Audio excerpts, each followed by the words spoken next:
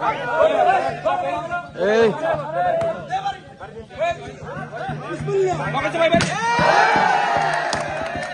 মাননীয় কারা পরিদর্শক মহোদয়ের নির্দেশনায় আমরা পবিত্র ঈদ উল ফিতর উপলক্ষে 3 দিন ব্যাপী আয়োজন করেছি।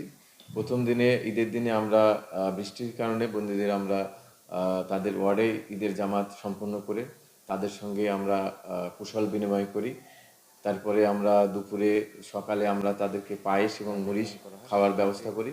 দুপুরে তাদের জন্য পোলাও, গরুর মাংস, যারা গরুর মাংস খান না তাদের জন্য খাসির মাংস আর মুরগির রোস্ট, সবার জন্য পান, সুপারি, সালাদ, মিষ্টি এবং কমল পানীয়র ব্যবস্থা করা হয়েছে। এবং বিকেলবেলা বন্দীদের নিয়ে আমরা উৎসবমুখর পরিবেশে বিভিন্ন ধরনের খেলাধুলো এবং গানের আয়োজন করি এবং বন্দীরা স্বতঃস্ফূর্তভাবে সেই অনুষ্ঠানে অংশগ্রহণ করে। ঈদের দ্বিতীয় দিনে আমরা তাদের 3 দিনের মধ্যে তারা বন্দীদের দীর্ঘদিনের আশা থাকে যে তারা বাড়ির মায়ের হাতের রান্না করা খাবার খাবে।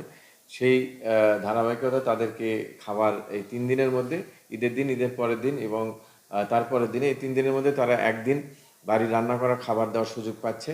আমরা প্রথমে দ্বিতীয় দিনে দর্শনার্থীদেরকে আমরা ফুল দিয়ে বরণ করি, তাদের খাওয়ার জন্য পায়েস, তাদের জুস এবং তাদেরকে ছোট বাচ্চাদের চিপস, চকলেট দিয়ে আমরা বরণ করি এবং তারা যাতে তাদের রান্না করা খাবার দ্রুততার সাথে আমরা গ্রহণ করার ব্যবস্থা করি এবং দ্রুততার সাথে তাদেরকে তাদের ফ্যামিলির যে কারাবন্দী আছে তাদের কাছে আমরা পৌঁছে দিচ্ছি। বন্দীরা যদি একটু খুশি হয়, আসলে আমাদের ঈদটা তখন পরিপূর্ণ মনে হয়। আমরা বাড়িতে যেতে না পারলেও বন্দীদের সঙ্গে ঈদটাই আমরা, বন্দীদের আমাদের মূলত আমাদের যে মিশন এবং ভীষণ রাখিব নিরাপদ, দেখাবো আলোর পথ, সেই লক্ষ্যকে সামনে রেখে আমরা বন্দীদের এবং বন্দির সেবা প্রত্যাশী আত্মীয় স্বজনকে সর্বোচ্চ সেবা দিতে পারলেই আমাদের ঈদটা আনন্দ হয়ে ওঠে। আমার ছেলে 10 তারিখে এখানে ঢুকছে ওই জুলাই স্মৃতিসৌধ ভাঙার অভিযোগে, সেখানে 4 নম্বর আসামি দেখার জন্য। আমার এই পরিবেশটা খুব ভালো লাগলো। বাইরে বলে রাখি, আমি একজন শিক্ষক, এখানে তাদের যে কর্ম পরিচালনা, তাদের যে আন্তরিকতা আমার কাছে খুব ভালোই লাগলো।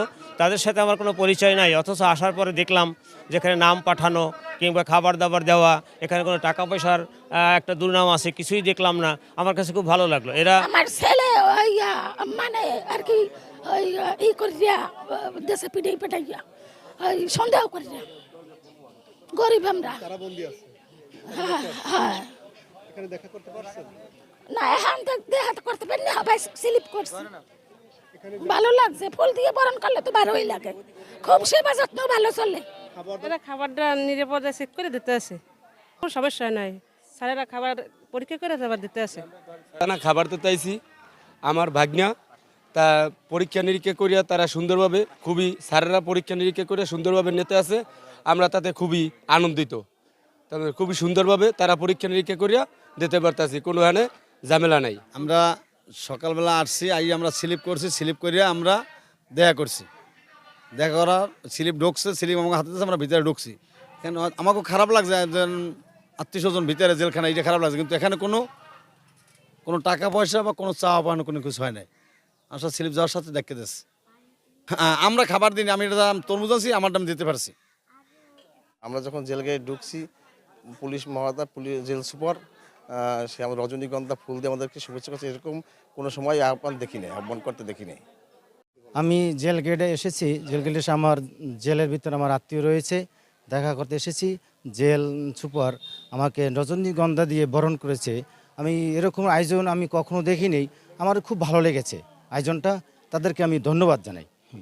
আসামিদের সাথে দেখা করতে পেরেছেন কিনা বা তাদের কোনো সমস্যা রয়েছে কিনা? না, আসামির সাথে দেখা করেছি, কোনো সমস্যা নাই, খুব সুন্দরভাবে দেখা করেছি, সুশৃঙ্খলভাবে, কোনো ঝামেলা নাই, খুব ঝামেলা মুক্তভাবে দেখা করেছি, খুব শান্তি শৃঙ্খলা আছে জায়গায়।